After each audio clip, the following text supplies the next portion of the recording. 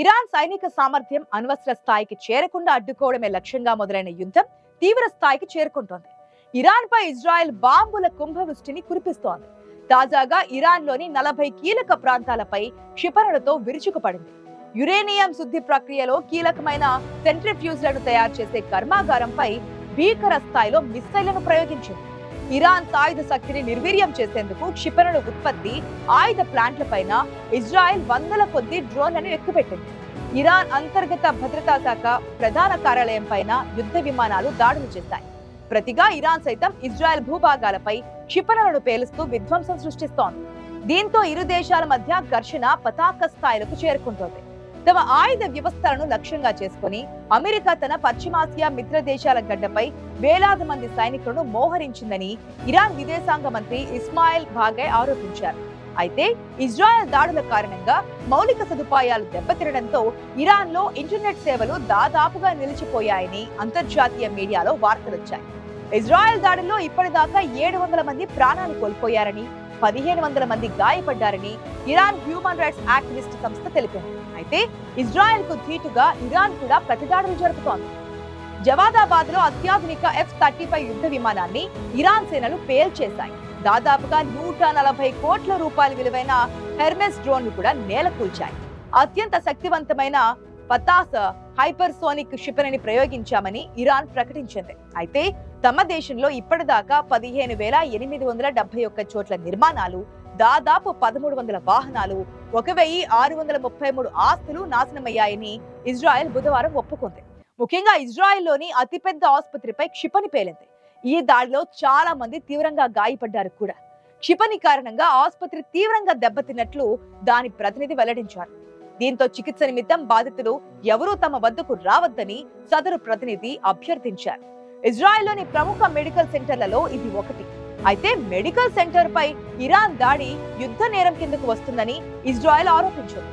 Trump Israel కు తోడుగా కయ్యానికి కాలు దువ్వితే అమెరికా అంతు చూస్తామని ఖమేనీ వ్యాఖ్యల నేపథ్యంలో అమెరికా అధ్యక్షుడు ట్రంప్ వైట్ హౌస్ లో మీడియాతో మాట్లాడారు. ఇరాన్ యుద్ధంలో నేను జోక్యం చేసుకోవచ్చు, చేసుకోకపోవచ్చు కూడా. నేనేం చేస్తానో ఎవరికీ తెలియదు. ఇరాన్ తన అణ్వాయుధ తయారీ కార్యక్రమానికి స్వస్తి పలికేందుకు ఇప్పుడు కూడా సమయమేం మించిపోలేదు. న్యూక్లియర్ ప్రోగ్రామ్ ను కొనసాగిస్తూ ఇరాన్ నిప్పుతో చెలగాటమాడుతోంది. మరింత సంక్షోభంలో కూరుకుపోతోంది. ఇరాన్ ను అడ్డుకునేదాకా దేన్ని ఆపబోం అని ట్రంప్ అన్నారు. లొంగిపోబోమని ఖమేనీ చేసిన వ్యాఖ్యలపై ట్రంప్ తనదైన శైలిలో స్పందించారు. లొంగిపోయే ఉద్దేశం లేదా? అయితే సరే, గుడ్ లక్ అని వ్యాఖ్యానించారు. దాడుల నేపథ్యంలో ఇరాన్ కేబినెట్ అధ్యక్షుడు పెజెష్కియాన్ సారథ్యంలో అత్యవసరంగా భేటీ అయింది. ఇరాన్ పై దాడుల ఉధృతి కొనసాగినా సరే యురేనియం శుద్ధి కార్యక్రమాన్ని ఆపబోమని అణు శాస్త్రవేత్తలు నిరాటంకంగా పనిచేస్తున్నారని స్విట్జర్లాండ్ లోని ఇరాన్ రాయబారి అలీ బహ్రేని ప్రకటించారు. ఇన్ని రోజులు కేవలం హెచ్చరికగా దాడులు చేశాం. ఇజ్రాయెల్ దాడులను అడ్డుకునేందుకే క్షిపణుల్ని ప్రయోగించాం.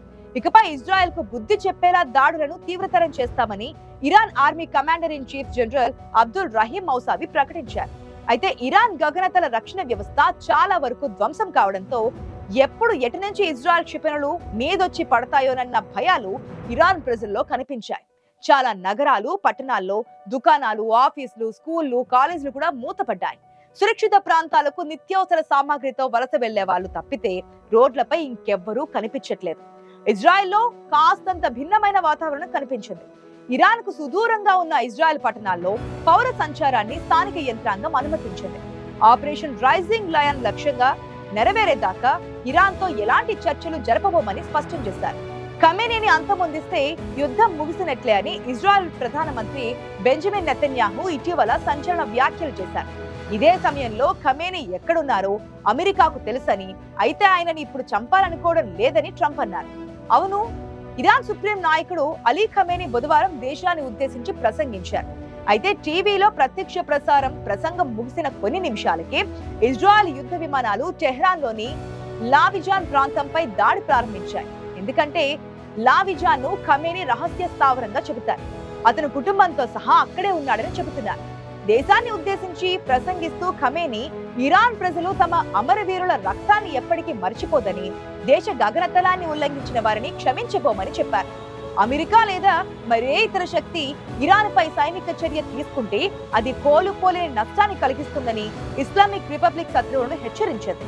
ఇదే సమయంలో అమెరికా అధ్యక్షుడు ట్రంప్ చేసిన బెదిరింపులను హాస్యాస్పద ప్రకటనగా కొట్టిపారేశారు ఖమేనీ. ఇరాన్ బెదిరింపు భాషను సహించదని, అది యుద్ధంలో లొంగిపోదని స్పష్టం చేశారు.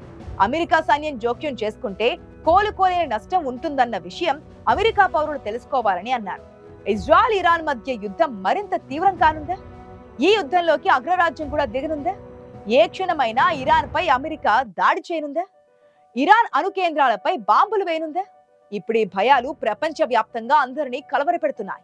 G7 సదస్సుల నుంచి డొనాల్డ్ ట్రంప్ హుటాహుటిన అమెరికాకు తిరుగు ప్రయాణం కావడం, వైట్ హౌస్ లో సిచ్యువేషన్ రూమ్ ఏర్పాటుకు ట్రంప్ ఆదేశాలు ఇవ్వడం, తక్షణమే పౌరులు టెహ్రాన్ ఖాళీ చేసి వెళ్లిపోవాలని హెచ్చరించడం, ఇవన్నీ చూస్తూ ఉంటే ఖచ్చితంగా ఏదో జరగబోతుంది అనే సందేహాలైతే వ్యక్తమవుతున్నాయి.